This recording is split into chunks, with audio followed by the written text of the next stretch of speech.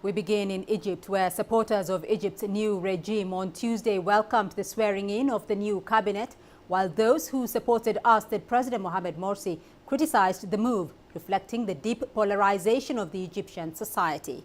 CCTV's Maria Galang has the story.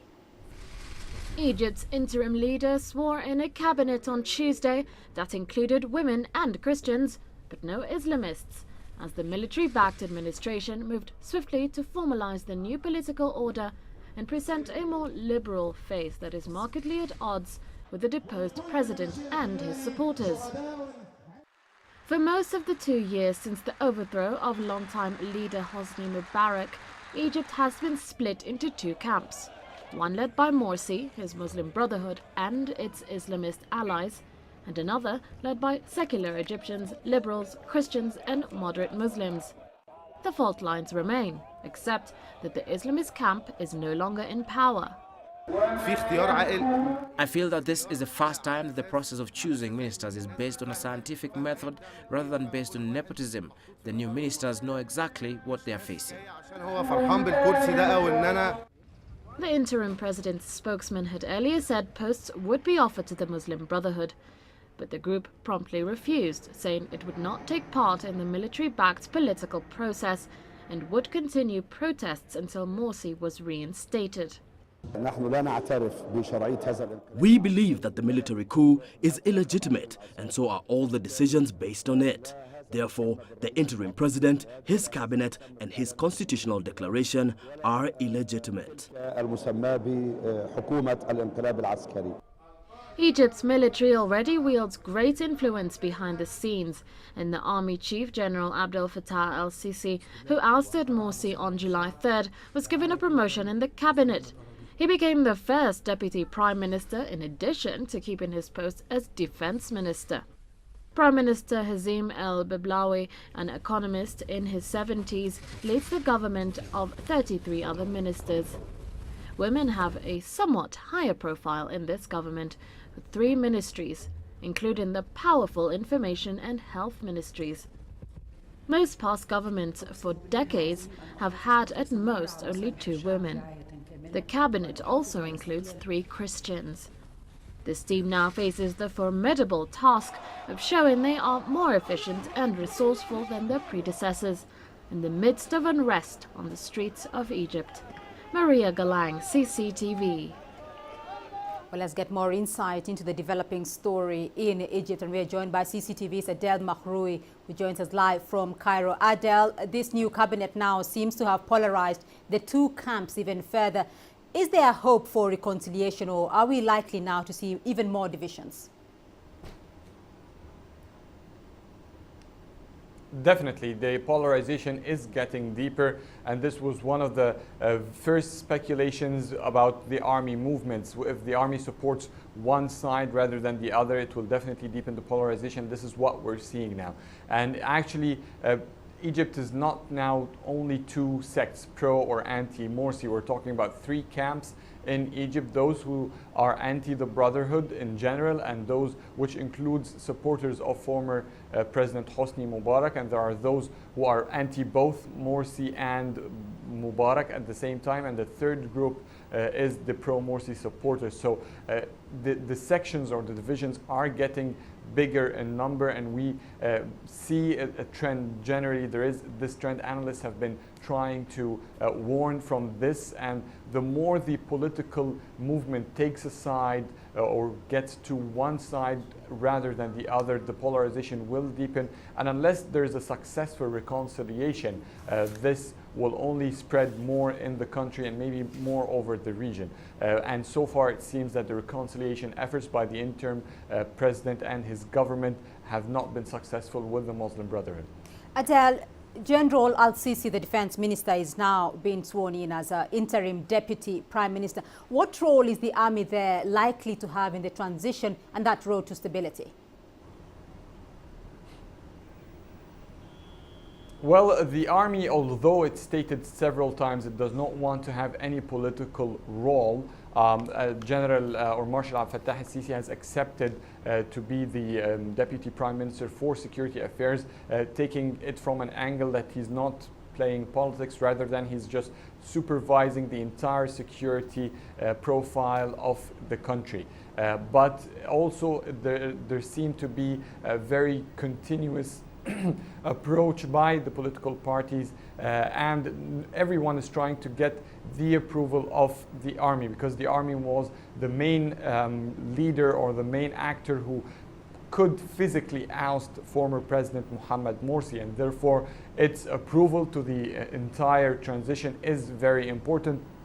Although it was what officially is apparent is that the interim president is trying to move forward with his own plans of reform, despite Marshal Abdel Fattah al-Sisi, who yesterday during the swearing in of the government just stood in front of him and left like any other minister, beside taking any particular position. So the overall or the official statement is one thing, but what is apparent is that all players are trying to get the army's approval to guarantee that there will be a support, to guarantee that the army will not oust them as well. All right, Adel Mahroui joining us live from Cairo. Thank you for your insight. Now, fighting continued between the Congolese army and the M23 rebels on Tuesday in the volatile east part of the country. And this comes a day after at least 130 people were killed in the deadliest clashes in months. CCTV's Trevor Ombija with more details. Fighting broke out just outside Goma, the capital of mineral-rich North Kivu, on Sunday. Loud blasts rang out north of the flashpoint city, forcing around 1,000 people to flee the area. Both sides accused the other of starting the clashes. The military intervention came on Monday, much to the relief of Kanyaruchinya village residents. I am very happy to see our troops in Kararuchinya. We didn't think we would get here, and now we are very happy and think we can get to Kimbumba. We're here to support the army for the work they've done. We're happy for Mamadou, that's why we're here. He has asked us to let MONUSCO through so they can bring help. The United Nations says its troops are on high alert and ready to intervene in case of an attack. Goma, which was occupied by M23 rebels for 10 days late last year before withdrawing under international pressure, lies in a region rich in minerals including gold and coltan, a key component in cell phones and other electronic equipment. Peace talks between the two sides in Uganda have since stalled. Meanwhile, aid agencies say more than 70,000 Congolese refugees have now fled into Uganda following separate clashes in eastern DR Congo near the border on Thursday. Trevor Ombija, CCTV. All right, let's get an analysis on what is going on in the eastern DR Congo. We are joined live in studio by Dr. Mustafa Ali, an expert in conflicts, transformation and diplomacy. Dr. Ali, welcome to Africa Live. Now, it has been relatively calm, though, in the DRC over the last couple of months, but that seems to have gone pear-shaped. The situation has become volatile in the last few weeks. Why is that? And the reason for this is that the authorities, and I'm talking about the authorities both in the DRC, in the region, the Great Lakes region, United Nations and other powers have not taken into account the main reasons for that conflict in order to solve that conflict once and for all. We're talking here about the UN sending a brigade there, and also I think the US sending some drones there. Is that an ideal situation for that part of the country? It cannot be in the long term. In the short term, yes, they need to tackle the rebels that are causing mayhem in that part, in the eastern part of DRC. But in the long term, that cannot be the solution. DRC has been in trouble for the since Mobutu Sese Seko was taken out of DRC. And it's been a war conflict after the other. And we must ask ourselves, why is it that DRC conflict has not been resolved as some other conflicts have been resolved? And the answer lies in three critical reasons. One is the geostrategic position that some of the armed rebels occupy. Secondly, they are so much integrated into the cross-border economies, and then the corruption among the security officials within DRC itself and even the United Nations those are major causes for alarm. What are the long-term and the short-term impacts, though, of this crisis on the region and on the DRC itself? First of all, in geopolitical terms, Eastern DRC cannot be governed at the moment from Kinshasa. They have to find a way to either have a federation in Eastern DRC and have a government in Eastern part of the DRC that can work then together with the government in Kinshasa. Any solution that is coming from Kinshasa at the moment is not going to work in Eastern DRC. All right, Dr. Mustafa Ali, we'll leave it there for the moment, but thank you very much for sharing your thoughts with us. Now, we'll take a short break here on Africa Live, but still ahead on the program. Happy birthday, Madiba. South Africa prepares for Mandela's 95th birthday.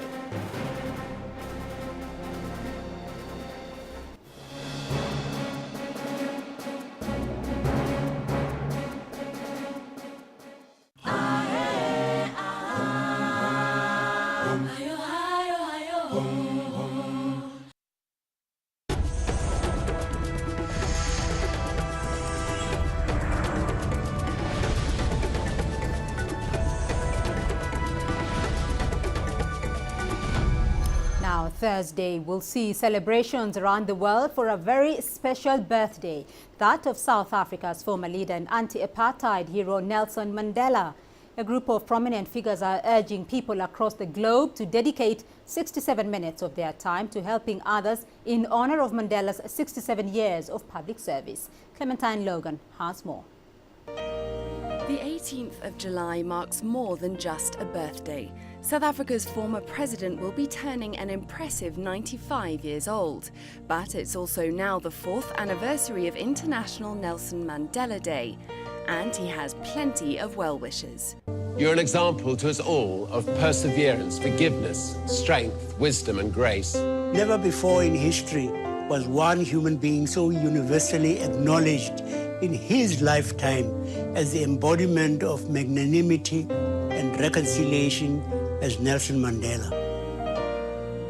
The video published by the Nelson Mandela Center of Memory is urging people worldwide to dedicate 67 minutes of their time to helping others in honor of Mandela's 67 years of public service. Please, please, please, on the 18th of July, let's stand together. Give 67 minutes of your time to do what you can. South Africa initiated Mandela Day in 2009. This year it's even more poignant as he spends his 5th week in hospital for a serious lung infection. Many hope it will inspire positive action for more than just a day. Take action. Inspire change. Make every day Mandela Day.